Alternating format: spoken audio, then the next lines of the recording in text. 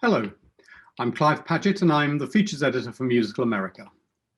On today's one-to-one, I'm going to be talking to Mark Pemberton, who's been the director of the Association of British Orchestras since July 2007 and is the current chair of the UK's National Music Council, which exists to promote the interests of the British music sector as a whole. I'll be talking to Mark about how British orchestras and freelance musicians have been affected by the pandemic, what steps the British government took to support them, and where they find themselves as the country emerges from lockdown. We'll also try to unravel Brexit, where orchestras are now, what went wrong, and whether there's any light at the end of the tunnel.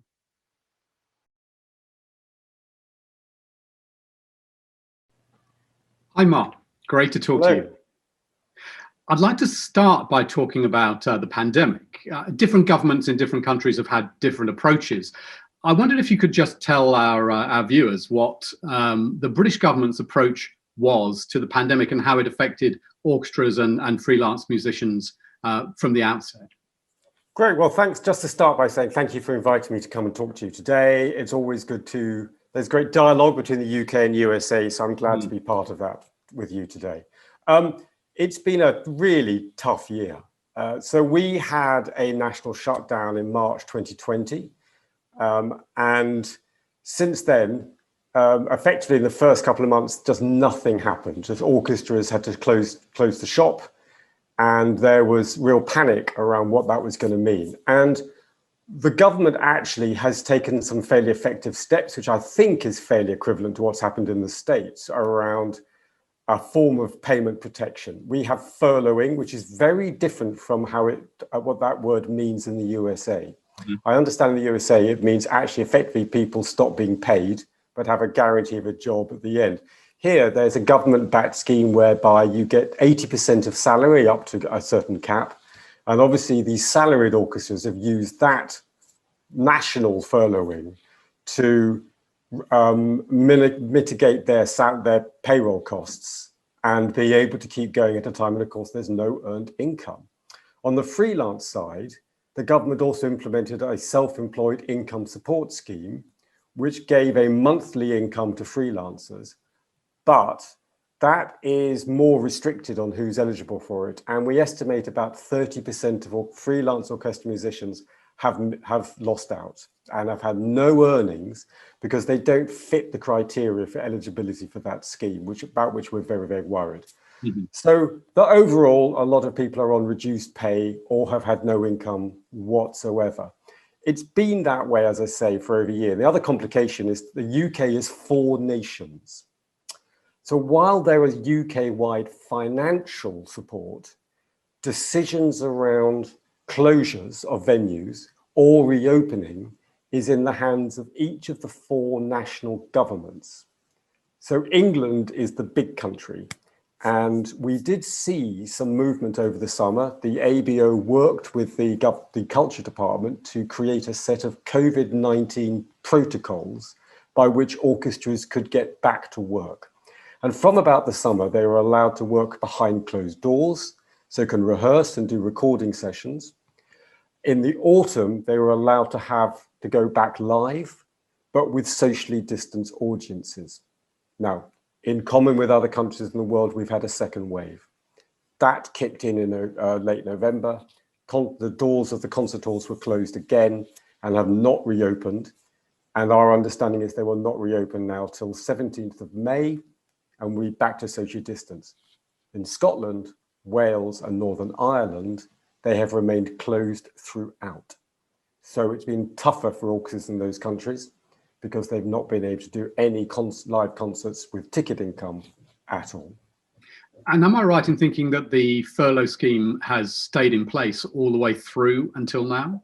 Yes, it keeps being extended. So the government has optimistically thought that reopening might come sooner than it actually has.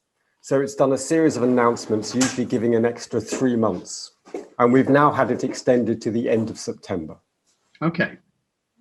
So that basically means that even if an orchestra goes back to playing in May, mid-May, that if it's not. It may choose to keep musicians on furlough. So, and then in any case, the social distancing rules mean you can simply get fewer musicians on the platform anyway, because you have to apply 2-meter distancing between people. So that has meant that obviously any concerts or sessions that have happened are with reduced forces. Yeah, I've seen there've been a major impact in terms of what is actually done in the repertoire. I look at the guides for what orchestras are filming and releasing on film, and there's definitely been an impact in terms of you don't get Mahler symphonies. Well, having said that, we're beginning to see some interesting innovations. So Bournemouth Symphony Orchestra, for example, have worked with their venue, extended the stage, and are getting a full symphony orchestra on the stage for its broadcast concerts. Others, however, are more limited by the venue and have therefore had to stick to reduced forces. And it's been boom time for orchestrators to do reduced orchestrations, or we're frantically hunting repertoire that is appropriate. What's the situation as the country comes out of lockdown? Do you have a sense as to how many orchestras will be going back to business almost as usual? Well, I think that the other thing I forgot to mention, which is very, very crucial, is there's been direct government support. The Culture Recovery Fund. So that was initially over £1 billion of money was stumped up to keep the creative organisations going, and many orchestras have benefited from that.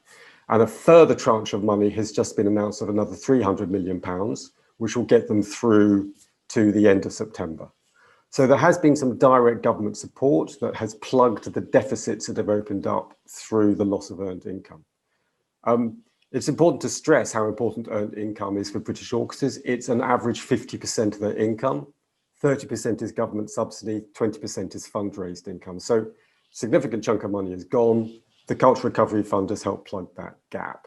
So that's enabled them to keep treading water, to survive through this difficult period. And we haven't had any casualties as yet. The issue is going to be, when can we get back to normal business? And that is open to question. Our government has optimistically given us a date of 21st of June. That is subject to some pilot events that they are doing through April, May, under something called the Events Research Programme. They're going to test bringing fuller audiences into venues. It's mainly sport. There's actually no theatre, no concerts as we'd recognise them, but we'll take what we're given. It's sporting events and some indoor events, and the idea is we'll test transmission rates and what mitigations work that can suppress transmission but enable us to have sell more tickets. So I doubt very much that 21st June date is going to happen, though, because what we're seeing now in the UK is continental Europe is having a major issue with variants and with third waves. And of course, we have a leaky border, and those could well get into the UK.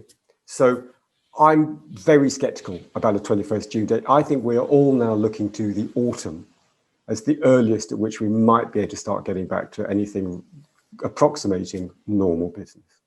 And do you know, are orchestras also taking that view, or are orchestras actually planning at the moment to... They are planning, they've gone out to the marketplace with social distancing in mind. So tickets are available, and concerts are selling out in a matter of minutes, hours. There's huge pent-up demand to go to concerts. So albeit that you're at very reduced capacity, those tickets are selling like hotcakes. Nobody is as yet, I think, gone to market with a full capacity. What they're doing is they're hedging their bets. So they're out there saying, buy a ticket now, and we'll tell you if we're able to make more tickets available when we have the permission from government. And what are your main concerns going forward for orchestral musicians themselves? I mean, are you concerned that there will be continued use of smaller orchestras and the furlough scheme may drop off, or what are your main concerns? Two concerns. One is that for the salaried orchestras, what if the government switches furloughing off but holds back giving permission for mass gatherings. Lets the rest of the economy get back to normal, but stops us. Then what? Because then we bring everybody back on payroll, but still have insufficient earned income. The other worry you've got is for the freelancers, for those who've already endured now more than a year of no income. We think there are a substantial number of musicians who've left the profession. Yeah. And then will not come back. Can I change the subject completely and talk a little bit about Brexit? Oh, do we have to? Yes. I'm afraid we do. Yeah. Let's start off with what was basically, for touring orchestras, for British orchestras wanting to tour in Europe, what was the situation before Brexit happened? Okay, so the reason why I said do we have to is that at the moment it is all dominant in my thinking, and I'm in endless meetings with our government department to try to fix some very significant problems. Touring in Europe has been intrinsic to British orchestras for decades. We've been a member of the European Union. That means a member of a single market. It meant that we could simply hop over to France, to Germany, as if we were doing concerts in the UK. Complete freedom of movement of people, complete freedom of movement of goods, complete freedom of movement of services. So that meant that we could be doing a concert in London, pack up the truck and be in Paris the next day and do a concert there, and then come back to London or move on to Germany. And you could do multi-country tours with multiple dates. So it was not uncommon to do a 10-date tour, France, Germany, Italy, and you had complete freedom to do that. That has completely stopped as of 1st of January. Mm-hmm. We have done what we were very nervous was going to happen, which is a hard Brexit. We have wrenched ourselves out of those freedoms and imposed, and because we have imposed controls, the EU has in turn imposed controls on us. So this now means that it is no simple process just hopping across the borders to do a tour. We now need visas and work permits to go and do concerts in those countries. And some countries have very onerous restrictions, which are also expensive. It's rather similar, dare I say it, in some extent to what we have to go through to come and bring our orchestra to the USA. There's always been a bone of contention that for an American orchestra to come to the UK, they can simply turn up at the border and say, here we are to do this concert, and they're let in, and we have to have interviews at the embassy and pay money for a visa, and it's a very onerous process. We now have that with certain countries in the EU, such as Spain. But at least with the US, once you're in, and you can tour all around the country. With Europe now, you can't. Well, now we've got a multi-date tour. Let's say we got 3 countries. We got 3 different visa regimes to deal with. So so we will now have to go, right, okay, what's the rules in Germany? What's the rules in Spain? What's the rules in Italy? They're all different. And you've got to get all of that sorted before you go over. Then the other problem is then actually the musical instruments and other equipment. They're now subject to customs controls.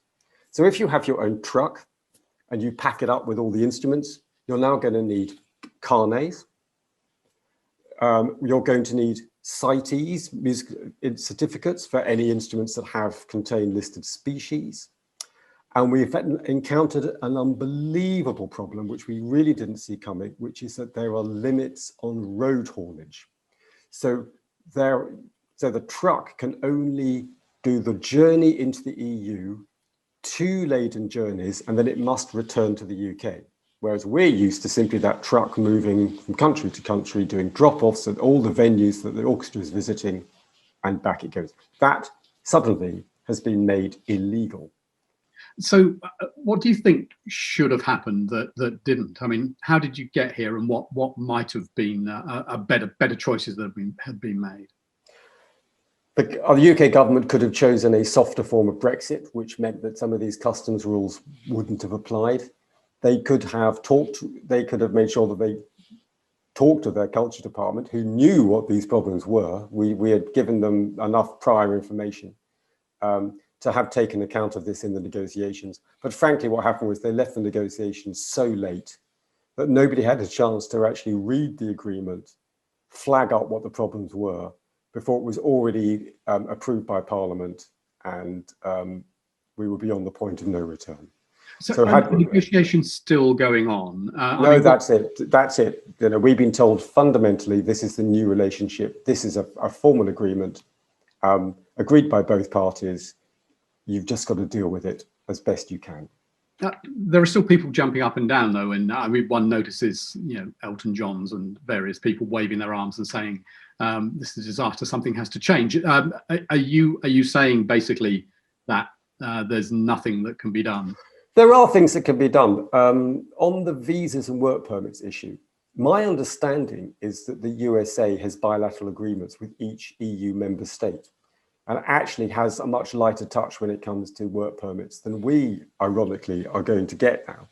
So the one solution is that, in fact, the UK government could implement that same type of bilateral agreement with a country like Spain. So they can negotiate country to country and get a fix that will provide an exemption from these onerous work permit rules.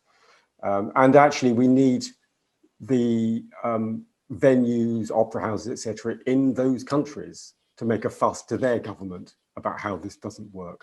And then I think we can sit down and get that one fixed. The road haulage, I just don't know. We've been told that has to be done on an EU-wide level. And there is the capacity for the UK government to set up a partnership council that fixes problems that the agreement has raised. We're hoping that maybe this will be a topic that will be taken forward in the next set of negotiations, but we're told that that's at least 6 months away. These regulations at the moment, do you think they'll have the same impact on all orchestras, or is it going to be easier for bigger orchestras, or is it going to be easier for smaller orchestras? It's easier for bigger orchestras because they've got staff capacity to deal with the paperwork. But it's easier for small orchestras because as long as the musicians are carrying their own instruments, there isn't that sort of onerous paperwork. The carnets only come in when you're moving them by truck or cargo. So the big symphonies have got their own trucks, and that's why they have that problem. The smaller ones just put their musicians on planes, and then they maybe get a coach while they're in the EU, and that's all going to be fine, and they can move about freely, other than dealing with the visa issue. So it's swings and roundabouts, let's just say, in terms of who's better, who's not going to suffer most from this. It all sounds a bit of a terrible mess. Is there any light that you can see at the end of the tunnel, or are you hopeful? I think what I've been impressed by is how resilient our members have been, fleet of foot, enterprising, innovative. And one thing we've certainly seen a lot of developing over this past year is digital.